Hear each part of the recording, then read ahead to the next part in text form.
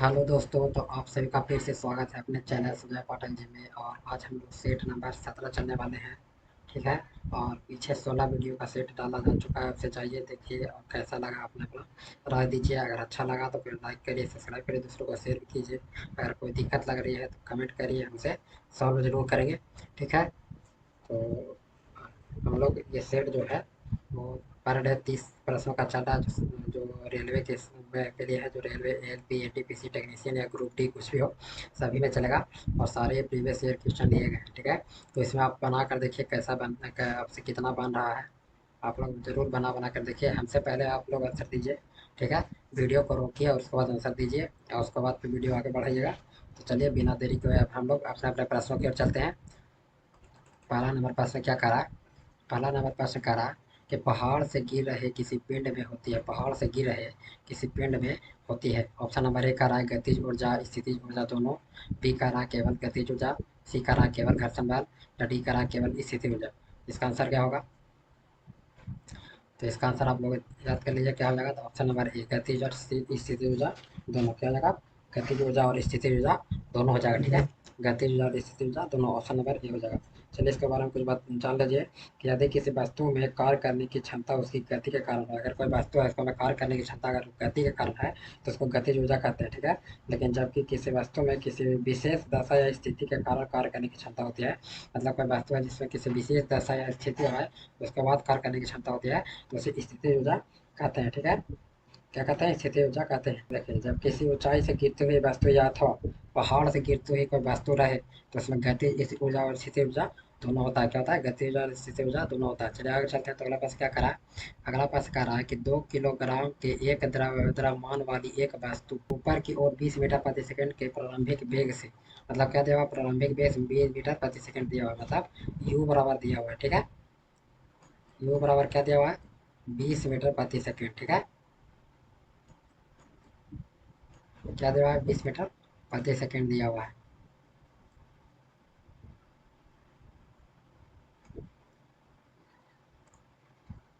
और क्या दिया हुआ है? 2 किलोग्राम का द्रव्यमान है, मतलब एम बराबर एम को दिया हुआ है कितना? 2 केजी। ठीक है। उसको मैं क्या कह रहा है कि 2 सेकंड बाद, मतलब टी बराबर समय बराबर एम क्या दिया हुआ है? 2 सेकंड। ठीक है। उसका जी का मान भी दिया हुआ है कितना? 10, मतलब 10 मीटर प्रति सेकंड स्क्वायर दिया हुआ है। ठीक है। तो इसको मैं क्या करना है कि हमको निकालना है गति, मतलब हमको वेग बराबर नहीं दिया हुआ था। वेग बराबर निकालने के लिए हम लोग फॉर्मूला लगाएंगे क्या? तो भी बराबर यू प्लस, प्लस नहीं सॉरी, यू माइनस, हाँ यू माइनस जी टी। ठीक है। क्या लगेगा? G T. भी बराबर यू माइनस जी टी। तो भी का मान हम निकालते हैं। तो भी बराबर यू का मान, मैंने प्रारंभिक वेग क्या दिया हुआ? भी जो है वो अंतिम वेग मान लीजिए। अंतिम वेग क्या है? भी। प्रारंभिक वेग यू। तो क्या हो जाएगा कि प्रारंभिक वेग दिया हुआ है कितना? 20, माइनस में जी का मान कितना दिया हुआ है? 10, गुना में टी का मान कितना है? 2 सेकेंड, 2। ठीक है। तो 20 माइनस 10 दूना 20, तो कितना आ जाएगा? दोनों घट जाएगा तो कितना आ जाएगा? 0। मतलब भी का मान क्या दिया हुआ है? 0 आ गया हमारा। ठीक है। अब हम लोग क्या निकालना है? गतिज ऊर्जा। गतिज ऊर्जा निकालने के लिए फॉर्मूला क्या होता है? के ई बराबर हाफ एम वी स्क्वायर। ठीक है। तो हाफ जो कहते हैं लिखेंगे, एम का मान कितना दिया हुआ है? 2 केजी। क्या दिया है? 2 केजी गुना भी का मान कितना निकाले हैं? 0। तो 0 गुना 0। ठीक है। तो हम लोग गुना करेंगे तो क्या हो जाएगा? 0। तो क्या हो जाएगा? 0 जूल इसका आंसर हो जाएगा। ऑप्शन नंबर 20 का क्या हो जाएगा? सही हो जाएगा कितना? 0 जूल। ठीक है। चलिए अगले प्रश्न पे चलते हैं। तो अगला प्रश्न क्या करा है कि 5 मीटर प्रति सेकंड की गति से गतिशील 22 केजी वजन वाले वस्तु की गति ऊर्जा कितनी होगी? तो मतलब आपको एम का मान दिया हुआ है कितना? 22 केजी। ठीक है। उसके बाद क्या दिया हुआ है? इतना गति से गतिशील, मतलब हम लोग का क्या दिया हुआ है? भी का मान, सॉरी, 5 मीटर प्रति सेकंड की गति से गतिशील है। ठीक है। तो भी का मान कितना दिया हुआ है? 5। ठीक है। तो हम लोग डायरेक्ट निकाल देंगे फॉर्मूला से। कैसे निकालेंगे? तो के बराबर गति ऊर्जा बराबर निकाल दीजिए direct, half M V square. कितना हो जाएगा? 1/2 गुना 22 गुना 5 गुना 5। और वी स्क्वायर लिखा हुआ है तो 5 गुना 5 कर सकते हैं। 2 से इसको काट दीजिए, कितना होगा? 11 बार में ठीक है। तो इसको गुना करिए, गुना करने के बाद क्या होगा, 11 गुना 25, गुना करें 11 × 5 = 55 के 5, 11 × 2 = 22 और 22 और 5 27, 27 कितना आ जाएगा, 27। ठीक है। तो कितना आ जाएगा, 275 जूल, कितना आ जाएगा, 275 जूल इसका आंसर हो जाएगा, कितना आ जाएगा, 275 जूल। चलिए अगले प्रश्न के चलते हैं। तो अगला प्रश्न क्या करा है कि 11 kg की एक वस्तु जब भूमि से 5 मीटर की ऊंचाई पर होता है तो इसमें निहित ऊर्जा ज्ञात कीजिए। मतलब हमको निहित ऊर्जा मतलब क्या करा, स्थितिज ऊर्जा ज्ञात करना। ठीक है। तो स्थितिज ऊर्जा का फॉर्मूला क्या होता है, तो U बराबर mgh। ठीक है। यहाँ पर m का मान हमको कितना दिया हुआ है, 11 kg। ठीक है। h का मान 5 मीटर दिया हुआ है। ठीक है। और g का मान यहाँ दिया हुआ है। डायरेक्ट भरवा फॉर्मूला भरवा दीजिए। u बराबर m का मान कितना देगा, 11 गुना में g का मान कितना देगा, 9.8 गुना में h का मान कितना देगा, 5। ठीक है। तो पॉइंट हटाएंगे तो नीचे क्या आएगा, 10। 5 से भागेगा तो 5 गुना के 10, 2 से इसको दीजिए भागा तो कितना वन करेगा, 49। ठीक है। तो u बराबर 11 गुना 49, गुना करेंगे तो क्या होगा, 11×9 = 99, 11×4 = 44 होना,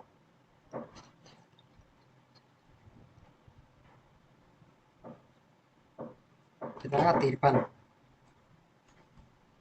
जूल में। ठीक है। 539 जूल, इसका ऑप्शन नंबर 1 हो जाएगा, सही हो जाएगा। कितना हो जाएगा, 539 जूल। ठीक है। ऑप्शन नंबर 1 क्या हो जाएगा, सही हो जाएगा, 539 जूल। चलिए आगे चलते हैं। तो अगला प्रश्न क्या करा, 14 kg की एक वस्तु जब भूमि से 5 मीटर की ऊंचाई पर हो तो तब इसमें निहित ऊर्जा कितनी होगी। फिर वही दे रहा है कि m का मान दिया हुआ है, h का मान दिया हुआ है और g का मान दिया हुआ है। तो आप लोग डायरेक्ट निकाल दीजिए फार्मूला से, u बराबर mgh। गुना करने के बाद आंसर आपको आ जाएगा। ठीक है। तो आप लोग इसका बना के लाइएगा, ये एच डब्ल्यू में जाएगा। चलिए अगले पैक से चलते हैं। तो अगला पास कह रहा है कि 15 kg की एक वस्तु की भूमि से 10 मीटर की ऊंचाई पर है तो उसमें निहित ऊर्जा होती है। तो फिर वही है सिस्टम, फिर एम बराबर दिया हुआ है आपका, एच बराबर दिया हुआ है, जी का मान दिया हुआ है और इसको डायरेक्ट फार्मूला से लगा दीजिए, mgh। ठीक है। और इसका आंसर हम पहले ही बता देते हैं जो छोड़ दिए हैं। इसका आंसर क्या हो जाएगा, नहीं इसका आंसर आप कमेंट में करिएगा। ठीक है। इसका आंसर आप लोग कमेंट में करिएगा दोनों का। चलिए आगे फिर चलते हैं। तो अगला प्रश्न क्या करा, अगला प्रश्न कह रहा है किसी वस्तु की गतिज ऊर्जा मतलब क्या दिया हुआ है, के ई बराबर हम लोग को दिया हुआ है। ठीक है। ऑलरेडी के ई बराबर हम लोग को दिया हुआ है 120 जूल। ठीक है। और इसका द्रव्यमान एम बराबर भी दिया हुआ है कितना, 15 kg, 15 kg। वस्तु का वेग ज्ञात करना मतलब भी बराबर निकालना है हम लोग को। ठीक है। तो डायरेक्ट हम लोग फॉर्मूला उठाएंगे, के ई बराबर हाफ एम वी स्क्वायर। के ई का मान कितना दिया हुआ है, 120 बराबर हाफ इसका 15 दिया हुआ है और भी का मान हम लोग को निकालना है। ठीक है। तो चलिए निकालते हैं। तो 120 गुना में क्या हो जाएगा, इधर भागे में जाकर क्या हो जाएगा, गुना में। ठीक है। इधर गुना में है तो 15 क्या हो जाएगा, भागा में, बराबर बी स्क्वायर। इसको काटिए तो कितना होगा, 8 बीसा, 15 8 20 और दोनों का 16। तब भी स्क्वायर बराबर क्या हो जाएगा, 16। और इसको भी बराबर कितना हो जाएगा, अंडर रूट 16। तो भी किसका मान हो जाएगा, 4। भी का मान कितना हो जाएगा, 4 मीटर पर सेकेंड। 4 मीटर पर सेकेंड कहाँ है, ऑप्शन नंबर बी हमारा सही हो जाएगा, 4 मीटर पर सेकेंड। ठीक है। कितना जाएगा आंसर, 4 मीटर पर सेकेंड। चलिए आगे चलते हैं। तो अगला प्रश्न क्या करें कि 15 kg द्रव्यमान की एक वस्तु 8 मीटर प्रति सेकेंड से, मतलब एम का मान यहाँ दिया हुआ है। ठीक है। 8 मीटर प्रति सेकेंड के एक समान वेग से, मतलब ई का मान भी दिया हुआ है। तो उस वस्तु का गति ऊर्जा फिर डायरेक्ट फार्मूला बिठा दीजिए, के ई मैंने गति ऊर्जा बराबर हाफ एम बी स्क्वायर।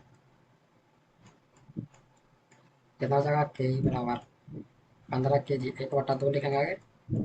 द्रव्यमान कितना हुआ, 15 गुना में भी का मान कितना देगा, 8 का स्क्वायर।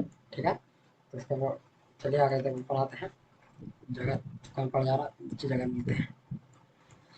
1/2 गुना 15 गुना 8 8 64, फिर 2 से इसको काट देंगे तो कितना और कटेगा, 2 तिहाई 6, 2 दूनी का 4 32। अगर गुना करेंगे तो 15 गुना 30 और 15 तिया 45, 45 और 3 48। 480 जूल इसका आंसर हो जाएगा। तो 480 जूल कहाँ है? ऑप्शन नंबर ए 480 जूल इसका आंसर हो जाएगा। ठीक है, ऑप्शन नंबर इसका सही आंसर होगा। चलिए आगे चलते हैं। तो अगला प्रश्न क्या करा है? 9 नंबर, 11 kg की एक वस्तु को जब भूमि से 6 मीटर की ऊंचाई पर, मतलब यहाँ कैसे दिया गया एम, ये क्या दिया हुआ है एच, ऊंचाई पर हो तब उसमें निहित ऊर्जा कितनी होगी जब इतना। आप लोग फिर से वही क्वेश्चन है जिसको आप वैसे बनाइएगा। तो डायरेक्ट एम जी एच पर बैठा दीजिए। यू बराबर एम जी एच, डायरेक्ट गुना करिए कितना, 11 गुना 9.8 गुना, और एच का मान कितना दिया है 6, इसको पॉइंट हटाइए, बचा होगा 10। ठीक है, इसको गुना करिए तो कितना आएगा, 2 से काटिए, 2 तिया 6, 2 पंचे 10। ठीक है, तो इसको गुना करिए, 11 गुना 98 गुना 3/5, गुना करके इसमें भागा दीजिएगा। तो आपका आंसर कितना आ जाएगा? आपका आंसर आएगा ऑप्शन नंबर बी, 646.8 जूल। कितना आ जाएगा आंसर? 646.8 जूल। ठीक है, इसको सॉल्व करिएगा। तो चलिए आगे चलते हैं। तो अगला बस क्या कर रहा है कि बंदूक से चली गोली लक्ष्य के भीतर गहराई में चली जाती है, क्योंकि इसमें होता है, तो मतलब गहराई में कोई भी बंदूक चलता है तो लक्ष्य के भीतर गहराई में अंदर चला जाता है, तो किस कारण से होता है? तो ये होता है गतिज ऊर्जा के कारण से। गतिज ऊर्जा रहता है तो ना अंदर की ओर दबेगा। ठीक है, अंदर की ओर जाने के लिए क्या है? गतिज ऊर्जा को में होना जरूरी है। चलिए अगला 11 नंबर पर से क्या करा है कि पानी के 5 अणुओं का द्रव्यमान क्या है? पानी में 5 अणुओं का द्रव्यमान क्या है, क्वेश्चन पूछ रहा है। ठीक है, तो अणु का द्रव्यमान ज्ञात करने के लिए हम लोग का याद रहना चाहिए, फॉर्मूला होता है 2 गुने हाइड्रोजन का द्रव्यमान, हाइड्रोजन का द्रव्यमान प्लस ऑक्सीजन का द्रव्यमान। ठीक है, क्या हो जाएगा? ऑक्सीजन का द्रव्यमान। ठीक है, इसको निकालते हैं। तो 2 गुने क्या करेंगे, पानी में, पानी में क्या आता है H2। ठीक है, तो हाइड्रोजन का द्रव्यमान कितना है? हाइड्रोजन का द्रव्यमान कितना हो जाएगा? तो 2 गुने 1, हाइड्रोजन का द्रव्यमान होता है 1, प्लस में ऑक्सीजन का द्रव्यमान कितना होता है? ऑक्सीजन का द्रव्यमान होता है 16। कितना होता है? 16। कितना हो जाएगा? 2 + 16 और कितना हो जाएगा? 18। ठीक है, अब ये 18 है, कुछ कितना आ रहा था? 5 अणु में, तो ये एक अणु का निकला था, एक एक अणु का हुआ 18, तो 5 अणु का कितना हो जाएगा?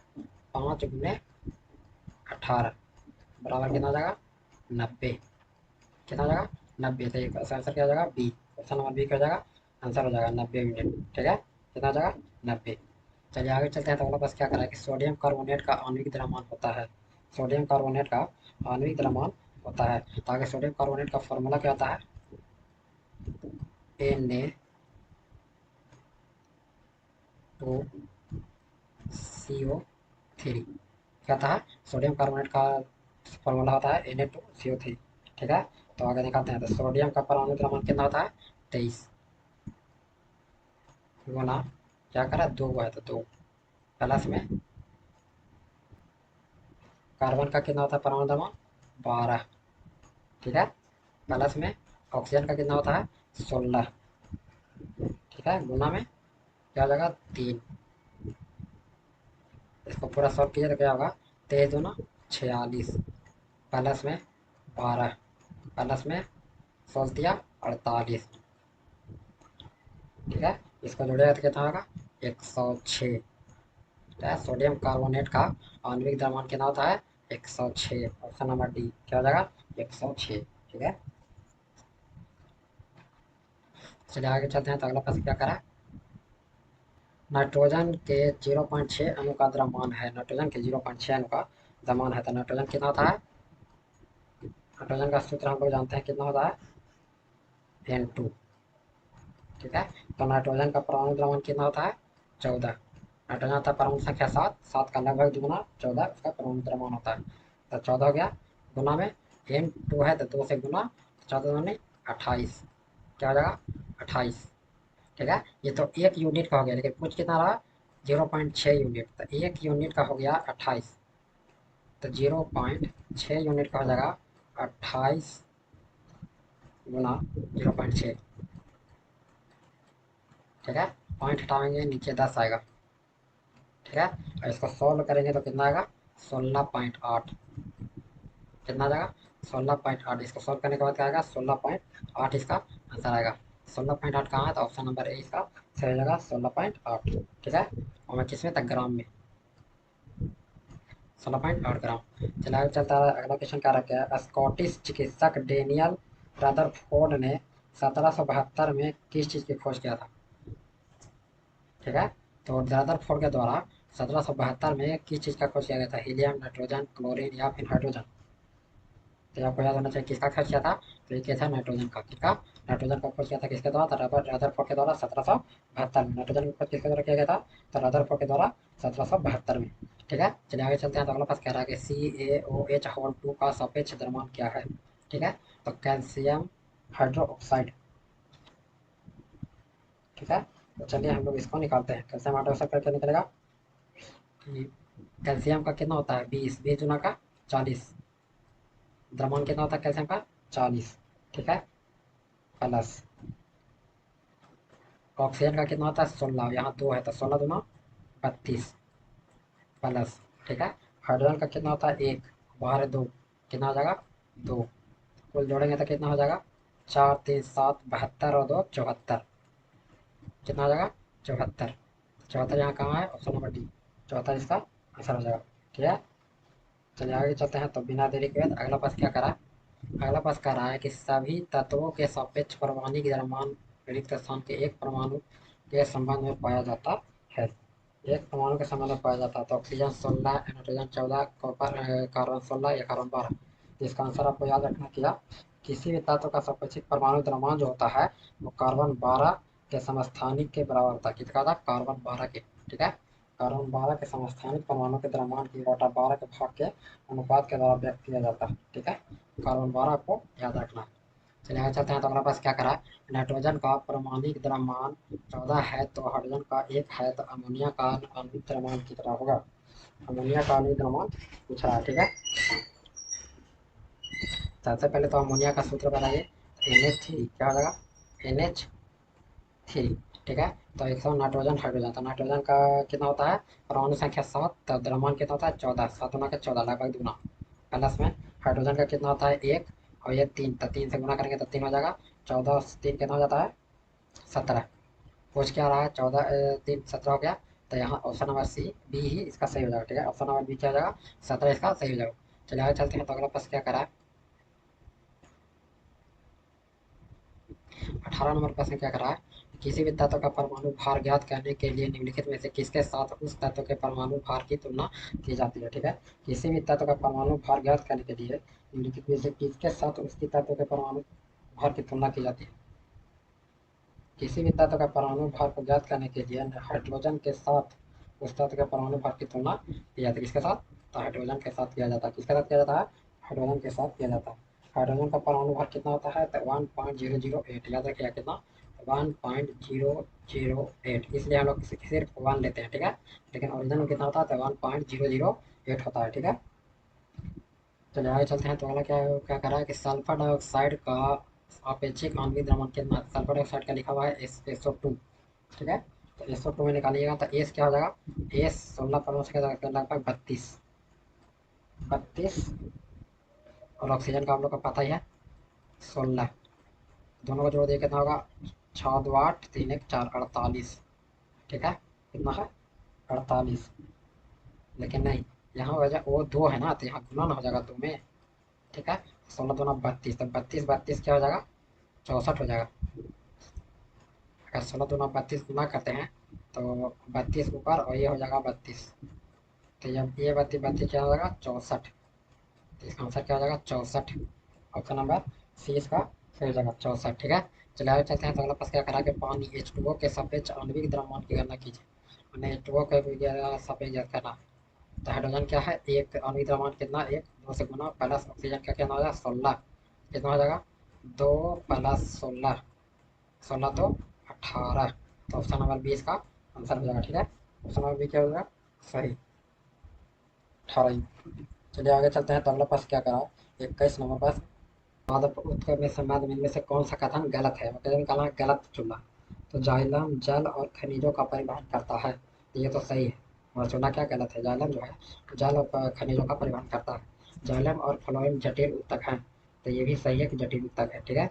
ऑप्शन नंबर सी कह रहा है कि फ्लोएम भोजन को पत्तियों से पौधे के अन्य भागों तक पहुंचाता है, तो ये भी सही है कि फ्लोएम जो है भोजन को पत्तियों से पौधों के सभी भागों तक पहुंचाता है। ऑप्शन नंबर डी कह रहा है कि जाइलम में सामग्री दोनों दिशाओं में स्थानांतरित हो सकता है। नहीं, जाइलम में नहीं हो सकता, फ्लोएम हो सकता है। किस में हो सकता है, तो ये गलत हो जाएगा। जाइलम में नहीं होता, जाइलम जो एक दिशा है, सिर्फ एक दिशा में काम करता है। तो ऑप्शन नंबर डी इसका गलत हो जाएगा, ठीक है। ऑप्शन नंबर डी क्या हो जाएगा, गलत हो जाएगा। चलिए, तो हम लोग अगले प्रश्न पे चलते हैं। तो अगला प्रश्न क्या करा है कि 22 नंबर प्रश्न में है, एक उत्तक संवहन पुल बनाते हैं। उत्तक जो है, कौन सा उत्तक संवहन पुल बनाते हैं, तो कौन सा उत्तक संवहन पुल बनाते हैं, तो हो जाएगा कौन सा संवहन पुल, मतलब पदार्थों का आवागमन करने वाले, जैसे खनिज और जल का करता है जाइलम, और भोजन का करता है फ्लोएम, तो कौन करता है, ऑप्शन नंबर सी जाइलम और फ्लोएम दोनों हो जाएगा, ठीक है। जाइलम और फ्लोएम दोनों हो जाएगा। चलिए आगे चलते हैं। तो अगला प्रश्न क्या करा है, तेईस यहाँ पर करा, कौन सा अस्थायी ऊतक एक पौधे को कठोर और मजबूत बनाता है। पहले भी मैंने बताया था, नारियल वाला जो क्वेश्चन आया था उसमें बताया था कि कौन आ जाएगा, तो स्केलरेन काइमा क्या हो जाएगा, स्केलरेन काइमा हो जाएगा, क्या हो जाएगा, स्केलरेन काइमा हो जाएगा, ठीक है। ऑप्शन नंबर बी इसका सही हो जाएगा। चलिए आगे चलते हैं। तो अगला प्रश्न क्या करा है कि निम्नलिखित में से कौन सा पौधों का बाह्य त्वचा का कार्य नहीं है, मतलब निम्नलिखित में से कौन सा पौधे के बाह्य त्वचा का कार्य नहीं है। पौधों को संरक्षित रखना, तो ये तो कार्य है, पौधों को संरक्षित रखता है।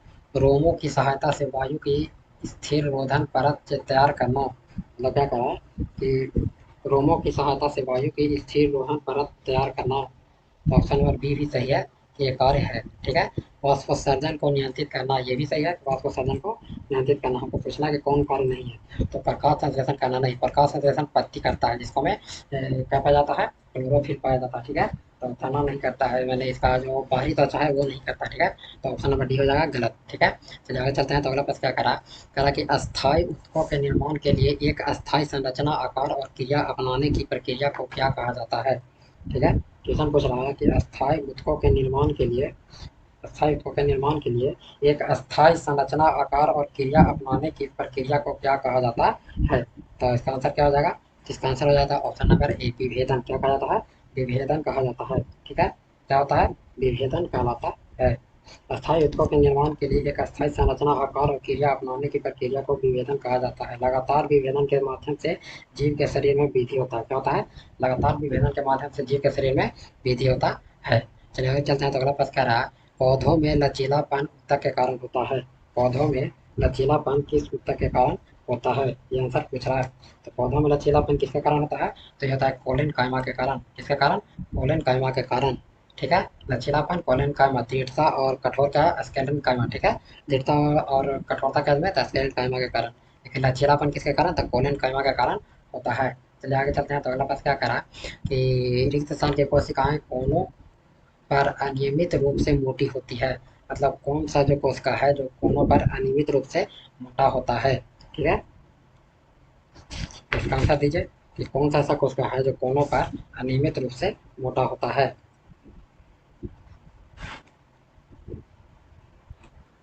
तो इसका आंसर क्या हो जाएगा, तो इसका आंसर हो जाएगा ऑप्शन नंबर ए स्थूल कोण ऊतक या कोलेन कायमा, किसके द्वारा, स्थूल कोण ऊतक या कोलेन कायमा, ठीक है। तो चलिए आगे चलते हैं। तो अगला प्रश्न क्या करा, अगला प्रश्न 28 नंबर प्रश्न है, ये करा कि निम्नलिखित में से किन ऊतकों में कोशिकाएं जीवित होती है, लंबी और कोनों पर अनियमित रूप से स्थूल होती है, ठीक है। वही वाला क्वेश्चन है लेकिन इसको थोड़ा सा बड़ा लिखा गया, ठीक है। तो निम्नलिखित में से किन ऊतकों में कोशिकाएं जीवित होती है, लंबी और कोनों पर अनियमित रूप से स्थूल होती है, इसका आंसर क्या हो जाएगा, कोलेन कायमा, क्या हो जाएगा, कोलेन कायमा इसका आंसर हो जाएगा।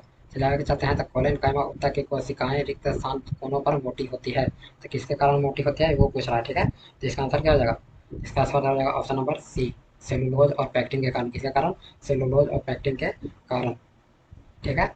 चलिए आगे चलते हैं। तो अगला प्रश्न और आज का अंतिम प्रश्न है कि सिव ट्यूब और सह कोशिकाएं मुख्य रूप से कि मुख्य रूप से रिक्त स्थान के संरचना के लिए उत्तरदायी होते हैं, ठीक है। सिव ट्यूब और सह कोशिकाएं मुख्य रूप से किसकी संरचना के लिए उत्तरदायी होते हैं, तो इसका आंसर क्या हो जाएगा, तो इसका आंसर हो जाएगा पौधों के भोजन, पौधों में भोजन के लिए, किसके लिए? तो पौधों में भोजन के लिए। तो आज के लिए बस इतना ही, और बढ़ते रहिए। अगर वीडियो आपको अच्छा लगा तो लाइक करिए, सब्सक्राइब करिए, दूसरों को शेयर कीजिए। अगर कोई दिक्कत है तो कमेंट करिए, उसको सुधारने की कोशिश की जाएगी। तो आज के लिए बस इतना ही, धन्यवाद।